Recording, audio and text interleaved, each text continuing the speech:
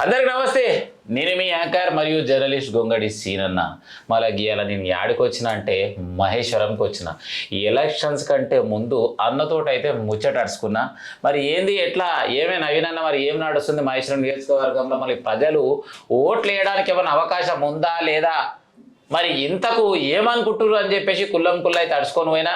మొత్తం మీద అయితే ఎలక్షన్స్ అయిపోయినాయి. అన్న అయితే మహేశ్వరం గడ్డ మీద రూలింగ్ పార్టీని పక్కన పెట్టి కార్ పార్టీల మొత్తం మీద సర్పంచ్ అయిండు. రైట్, మరి ఇప్పుడు ఏముంది ఎట్లుంది అడుచుకునే ప్రయత్నం చేద్దాం. అన్న నమస్తే.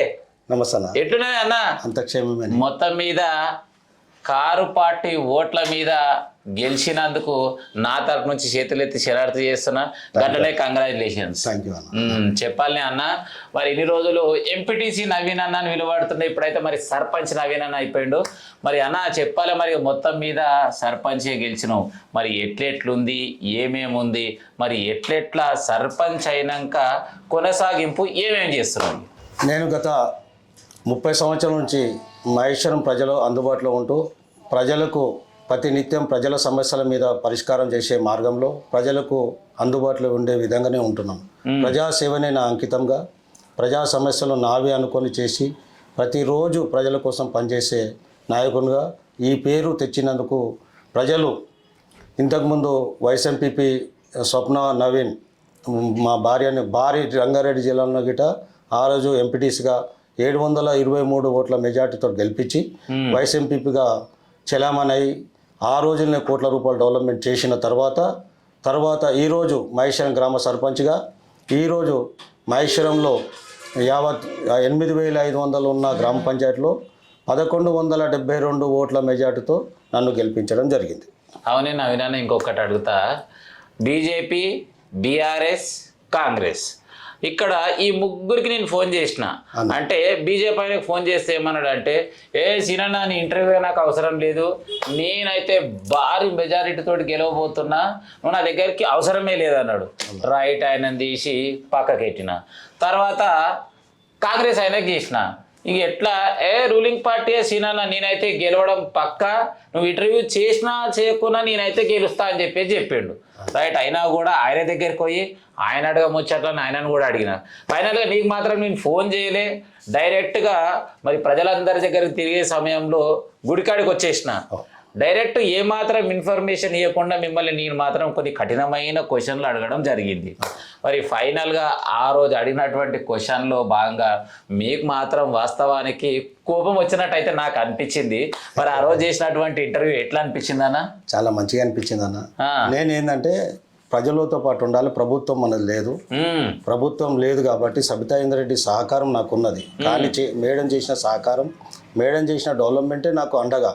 దాంతోపాటు స్థానిక చంద్రన్న కానీ అంబయ్య గారు కానీ మాజీ సర్పంచ్ ఆనందం కానీ వాళ్ళు చేసిన డెవలప్మెంట్ వాళ్ళని తీసుకొని నేను తీసుకోవాలి అనేది ఉద్దేశంతో నేను ఆ రోజు ఇంటర్వ్యూకు వద్దనే అనుకోవాల్సి వచ్చింది తప్ప ఇంకేం లేదన్న. సో ఫైనల్గా మరి ప్రజలందరూ కూడా నవీన్ అన్న అంటే వాస్తవం క్లియర్గా చెప్పాలంటే కారు పార్టీ కంటే ఎక్కువ నవీన్ అన్నకే మంచి పేరు ఉంది అని చెప్పేసి ప్రజలు అంటారు. ఎంతవరకు కరెక్టే? అది ప్రజల నమ్మకం అన్న. నేను ప్రజలకు ఏదైతే నమ్మకం పెట్టుకున్నా ఆ ప్రజలకు ఇచ్చిన మాటలను కానీ ప్రజలకు అందుబాటులో ఏ విధంగా ఉన్నానో, ఈ రోజు గిట్ట ఆ రోజు సర్పంచ్ గెలవక ముందు ఏ విధంగా ఉన్నానో ఈ రోజు ప్రజలకు అదే అందుబాటులో ఉన్నా, అదే ఫోన్ చేస్తే రెస్పాన్స్ అవుతున్నా, చేసిన నిమిషంలో సమస్యలు పరిష్కారం చేసుకుంటున్నాను తప్ప ఏ రోజు గిట్ట నేను సర్పంచ్ అనే అహంకారం నాకు ఎటువంటిది లేదు. సో ఎలాంటి అహంకారం లేదు, ప్రజలే నాకు దేవుళ్ళు, ప్రజలకు ఉన్నటువంటి సమస్యలు తీర్చడానికే ముందుంట. అంటే పార్టీలకు అతీతంగా ఉంటావా? లేదు నాకు ఓట్లు వేసిన వాళ్ళు వస్తేనే వాళ్ళకి పని చేస్తా లేకుంటే అంటావా? ఎలక్షన్ వరకే పార్టీ సిద్ధాంతాలన్నా. ఏ రోజైతే ప్రజలు నన్ను ఎన్నుకోబడ్డారో ప్రతి మనిషి నా ఓటర్, ప్రతి మనిషి నాకు అందరూ సమానమన్నా, ఎటువంటిది లేదన్న. అందుబాటులో ఉంటాను. ఎప్పుడైతే సర్పంచ్ సీట్లో కూర్చున్నావు అప్పటి నుంచి అంతా నార్మల్. ఏ పార్టీతో సంబంధం లేదు.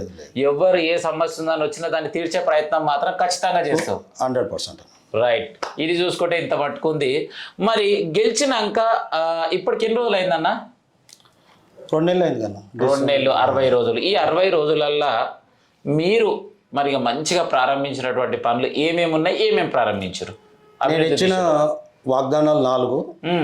4 నెలల్లో పరిష్కారం చేస్తానని 4 మాటలు ఇచ్చిన.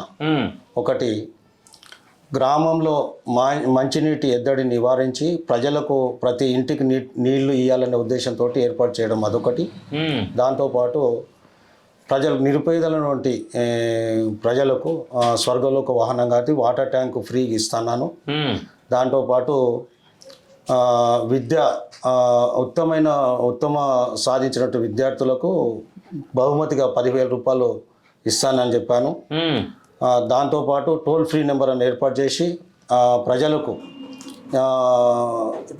10 to 4 వరకు టోల్ ఫ్రీ నెంబర్ ఉంటుంది. దాని ద్వారా మీ సమస్యని గ్రామ పంచాయతీకి తెలియజేసిన గంటలోనూ కానీ ఒక రోజుల్లో కానీ చేసిన సమస్యను అదే రోజు పరిష్కారం చేసి వాళ్ళకి ఎవరైతే ఫోన్ చేసిరో వాళ్ళకి మెసేజ్ చేసి మీ పని చేసినాం అనే విధంగా చేసినాం. ఇప్పటికి 3 నెరవేర్చడం జరిగింది. స్వర్గలోక వాహనం కానీ వాటర్ ట్యాంక్ గ్రామ పంచాయతీకి డొనేషన్ చేశాను. గ్రామ పంచాయతీ నివారణ కోసం 10 బోర్లు వేయడం నా సొంత నిధులతోటి గ్రామ పంచాయతీకి బోర్లు వేయించడం జరిగింది. మోటార్లు గిట్టగా గ్రామ పంచాయతీ నిధులతో కొంచెం మోటార్లు బిగించడం జరుగుతుంది. 10 బోర్లు వేయించేసినాం అప్పుడే. అవును. వారిని అంటే మాట ఇచ్చినామంటే పక్క పని చేస్తామని ఫిక్స్ అయిపోయినట్టు. అంతే. రైట్. మరి ఈ ముచ్చట ఇట్లుంది. మరి వాస్తవం చూసినట్టయితే మహేశ్వరం అంటే సబితా ఇంద్రారెడ్డి అడ్డ అంటారు. మరి చేసిరు మహేశ్వరంలో గెలిచి చూపి మన సబితా ఇంద్రారెడ్డి చూసుకుందాం అన్నారు. అట్లా మరి సవాల్ చేసిన వాళ్ళకి మీరు ఇచ్చే సమాధానమే? మేడం గారు, పూర్వం ఇబ్రాహీంపట్నం నియోజకవర్గంలో నుండి మహేశ్వరం 2009లో ప్రయోజన భాగంగా మహేశ్వరం నియోజకవర్గం ఏర్పాటు జరిగింది. అప్పటి నుంచి ఈ రోజు వరకు నియోజకవర్గం ఏర్పాటు సబితా ఇంద్రారెడ్డి చేసిన డెవలప్మెంట్ తప్ప ఇంకా ఏ ప్రభుత్వం కానీ చేసిన అభివృద్ధి లేదు. మేడం గారే మహేశ్వరానికి బస్ డిపో కానీ, ఫైర్ స్టేషన్ కానీ, కోర్టు కానీ, డిగ్రీ కళాశాల కానీ, 30 పడకల ఆసుపత్రి కానీ, రోడ్ వైడింగ్ కానీ, 4 lanes రోడ్ కానీ, సెంట్రల్ లైటింగ్ కానీ ఎన్నో వేల కోట్ల రూపాయలు డెవలప్మెంట్ చేసి మహేశ్వరానికి వెన్నెదిచ్చినటువంటి సబితా ఇంద్రారెడ్డి గారికి మేము ఎల్లకాలం రుణపడి ఉన్నాము. ఆమె పేరుతోటే మేము ప్రజల్లో పాటు ఉంటాం, ప్రజలకు అందుబాటులో ఉంటాం. సో ఏది ఏమైనా కూడా సబితా ఇంద్రారెడ్డి సహాయ సహకారాలతోటి అభివృద్ధి అనేది కొనసాగుతుంది. 100%. రైట్. మరి ఏది ఏమైనా ఒక హాట్ టాపిక్ ఒక 2 days బ్యాక్ క్రితం మహేశ్వరం నియోజకవర్గంలో ఒక శివాజీ స్టాచ్యూని పెడితే పోలీసులతోటి లాఠీ చార్జ్ చేసిరని చెప్పేసి సోషల్ మీడియాలో మస్తు వైరల్ అయింది. ఇంతకు శివాజీ విగ్రహానికి పెట్టడానికి గల కారణాలు ఏంది? ఒకవేళ విగ్రహం పెడుతున్నట్టు మీకేమన్నా సమాచారం? ఎందుకంటే అసలు గ్రామ పెద్దగా ఒక సర్పంచ్గా ముందు మీకు సమాచారం ఉంటేనే ఏదైనా పనులు స్టార్ట్ చేయాల్సినటువంటి అవసరం ఉంటుంది. మరి అలాంటి ఏమైనా సమాచారం ఉందా? మరి ఇంతకు ఈ గొడవగా జరగడానికి కారణం ఏందంటావు? మరి రాత్రి 2 గంటలకు శివాజీ విగ్రహం పెట్టిరని సమాచారం సిఐ గారు 3 గంటలకు చేశారు. 3 గంటలకు చేశారు. అక్కడ ఉన్నటువంటి పోలీస్ స్టేషన్ ప్రాంగణంలో లైట్లు బంద్ చేసి అక్కడున్న ఏరియాలో లైట్లు బంద్ చేసి విగ్రహం ఏర్పాటు చేశారని సిఐ గారు 3 గంటలకు ఫోన్ చేస్తే తెలిసింది తప్ప అబ్బాకు నాకు తెలియదు. నేను సర్పంచ్గా ఉన్నా. నన్ను ఏ రోజు నాయకులు కానీ, ప్రజాప్రతినిధులు కానీ, ప్రజలు కానీ అన్న మేము ఇట్లా ఈ శివాజీ విగ్రహం ఏర్పాటు చేస్తాం, ఇక్కడ ఉన్న రౌడబ్బా ప్రాంగణంలో ఉన్న చౌరస్తాలో ఏర్పాటు చేస్తాం, అంబేద్కర్ విగ్రహాల పక్కకు ఏర్పాటు చేస్తాం, మీరు పర్మిషన్ ఇవ్వని అడిగినట్టు కానీ దాఖలాలు కానీ ఎటువంటిది లేదన్న. అది వాళ్ళ తప్పిదం వల్ల శివాజీ విగ్రహాన్ని తీసి గ్రామ పంచాయతీ కాంట్రోల్ చేసారు. గ్రామ పంచాయతీలో ఉన్నది 21 తారీఖు నాడు గ్రామ సమక్షంలో మీటింగ్ పెట్టి అఖిలపక్షం మీటింగ్ పెడుతున్నా. మీటింగ్ పెట్టి ప్రజల అన్ని పార్టీలతో సమావేశం ఏర్పాటు చేసి వాళ్ళు ఎక్కడ నిర్ణయించిన ప్రకారం అక్కడ మాత్రం శివాజీ విగ్రహం గ్రామ పంచాయతీ ఆధ్వర్యంలో ప్రతిష్ఠించే బాధ్యత పూర్తి నేను బాధ్యత వహిస్తాను తెలియజేస్తున్నాను. సో ఏది ఏమైనా కూడా సో వాస్తవానికి చెప్పాలనుకుంటే మరి గ్రామస్తులు అందరు యువకులు కాకుండా సో కొంచెం డివైడ్ అయ్యి కొందరు మాత్రమే దాన్ని ఏకతాటిపై నిర్ణయం తీసుకున్నట్టు తెలుస్తుంది. ఇది అవునన్నా, అది సొంత నిర్ణయం తీసుకొని మమ్మల్ని కించపరిచే విధంగా ప్రయత్నం చేస్తున్నాం. సో ఫైనల్గా ఏదేమైనా అందరిని ఏకతాటి మీద తీసుకొచ్చి మీటింగ్ పెట్టి శివాజీ విగ్రహం మాత్రం పెట్టడం ఖాయమంటావు? 100%. వాహ్, సూపర్. ఎందుకంటే కులాలకు అతీతంగా, మతాలకు అతీతంగా పోరాటం చేసిన వీరుడు కాబట్టి శివాజీ మహారాజ్ విగ్రహం పెట్టాల్సిందే. దానికి సహాయ సహకారాలు అందించడానికి సిద్ధంగా ఉంటున్నానని చెప్పడం చాలా ఆనందంగా ఉంది.